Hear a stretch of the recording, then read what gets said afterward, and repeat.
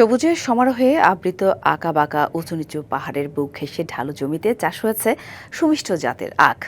আর এই সুবিশাল সারি সারি আখ ক্ষেতের পাশে তৈরি হয়েছে গুড়। ভালো ফলন হওয়ায় নতুন করে আখ চাষে আগ্রহী হয়েছেন চাষিরা।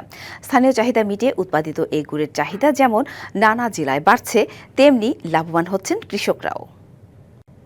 মাটির বিশেষ গুণের জন্য খাগড়াছড়িতে আখের চাষ হয়ে আসছে দীর্ঘ বছর ধরে। সদর উপজেলার কমলছড়ি ইউনিয়নের হেডম্যান পাড়ার প্রায় ৫ একর জমিতে ফিলিপাইনের বিএমসি জাতের আখ আবাদ হয়েছে। অনেকেই আখ থেকে গুড় প্রস্তুত প্রণালী দেখতে এসে কিনে নিয়ে যাচ্ছেন সুমিষ্ট আখের গুড়।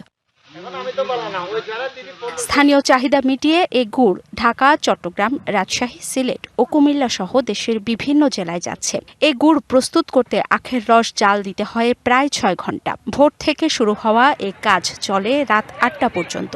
আখের সিজন আসলে আপনার শীতের মৌসুমে আমরা প্রায় ১০-১৫ জন ৬ মাসের মতো কাজ করি। ফাঁসে করে কাছাকাছি চাষ করছি, ভালো ফলন পাবো এবং লাভবান হব বলে আশা করতেছি আর কি।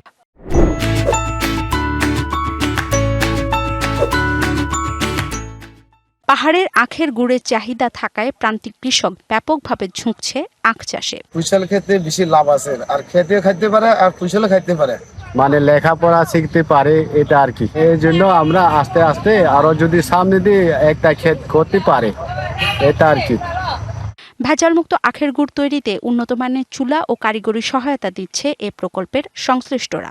আবহাওয়া এবং মাইক্রোক্লাইমেট সবগুলোই এই প্রেক্ষিতেই এখানকার আখ চাষ খুবই উপযোগী। এখানকার আখগুলি চট্টগ্রাম ও ঢাকার বিভিন্ন প্রান্তে বিক্রি হচ্ছে, খুব জনপ্রিয় হচ্ছে এই আখগুলি দিন দিন।